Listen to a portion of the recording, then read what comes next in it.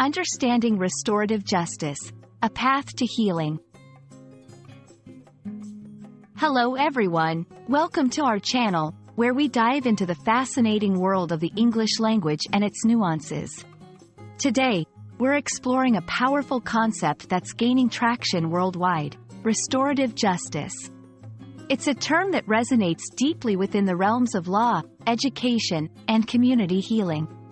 If you're curious about what it means and why it's so important, you're in the right place. Let's embark on this journey together and unravel the meaning and significance of restorative justice. Restorative justice is an approach to justice that focuses on the healing of breaches, repairing harm, and restoring relationships, rather than solely punishing the offender. Unlike traditional justice systems that often center on retribution, restorative justice seeks to involve all stakeholders. This includes the victim, the offender, and the community, in a process that promotes dialogue, accountability, and reconciliation. The core idea behind restorative justice is not just to ask what laws have been broken, who did it, and how they should be punished. Instead, it asks, who has been hurt?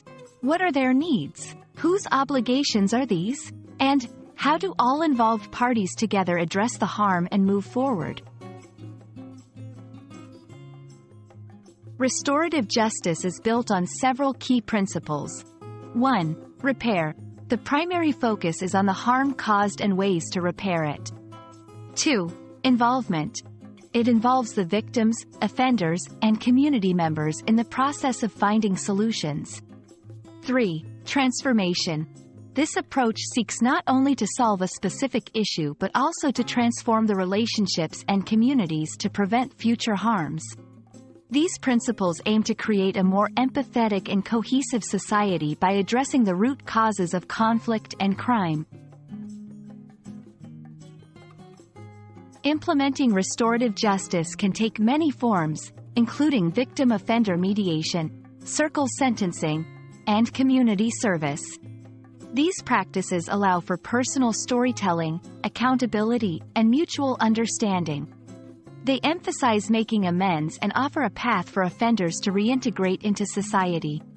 For example, in a school setting, restorative justice might involve a circle discussion where students who have conflicted come together to discuss their feelings, the impact of their actions, and agree on steps to make amends. In the criminal justice system, it might involve mediation sessions where victims can directly communicate with offenders, express their harm, and negotiate restitution. The benefits of restorative justice are manifold. It can lead to reduced recidivism. Offenders are less likely to commit new offenses. Victim satisfaction. Victims often feel more heard and healed. Community healing. It fosters a sense of community and mutual respect. Economic savings. It can reduce the costs associated with the legal and penal systems. By focusing on healing rather than punishment, restorative justice can transform societies and build a foundation for lasting peace and justice. Thank you for joining us today to explore the transformative power of restorative justice. We hope this video has shed light on its meaning, principles, and impact. Restorative justice offers a hopeful perspective on how we can address harm and conflict in our communities, focusing on healing and connection rather than division and punishment.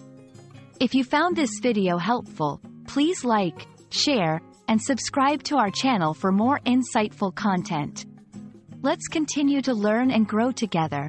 Until next time, take care and keep exploring the depths of the English language.